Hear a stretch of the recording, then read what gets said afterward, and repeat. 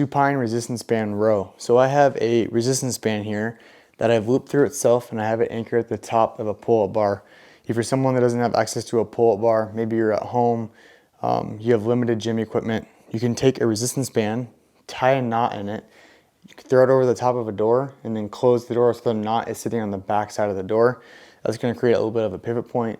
A much better way to do it, and it's not as intrusive into the door jamb, is getting they make these like 4" by 4" little flat pieces that have a piece of nylon strap that come off the middle. That's a carabiner or some sort of anchoring device. You can buy them on Amazon. They're like 10 to 15 bucks. Throw it over the door, close the door, and then it has an anchor point in it. That little 4x4 area distributes the load kind of widespread around the door versus having like a ball in the trim. Hopefully that makes sense. So what we're doing is we're doing a horizontal and a vertical, kind of like in the middle, combined motion row.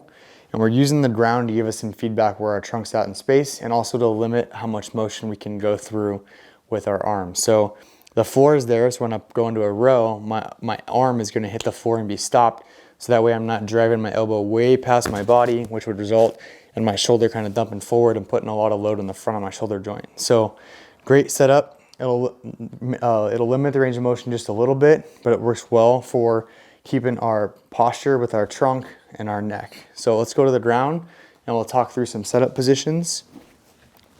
So I like to go knees bent, and then I'm gonna have a slight arch in my low back. Upper back is on the floor, and then my head is also resting on the floor. When I row to this bottom position, I wanna make sure that I can fit a fist width between my ribs and my elbow. So that way I know I'm kind of maximizing driving my shoulder blade into the floor.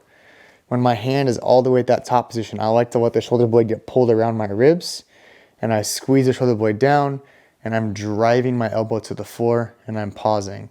So you can kind of play with the angle.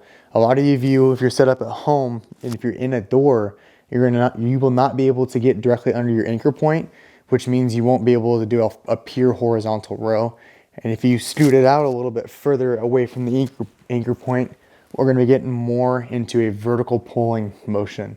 So just kind of play with your setup. There is not necessarily a right or a wrong one. Whatever one feels the most comfortable for your shoulder, and whatever one you can feel the most muscles working on the back side of the body, that's going to be the goal.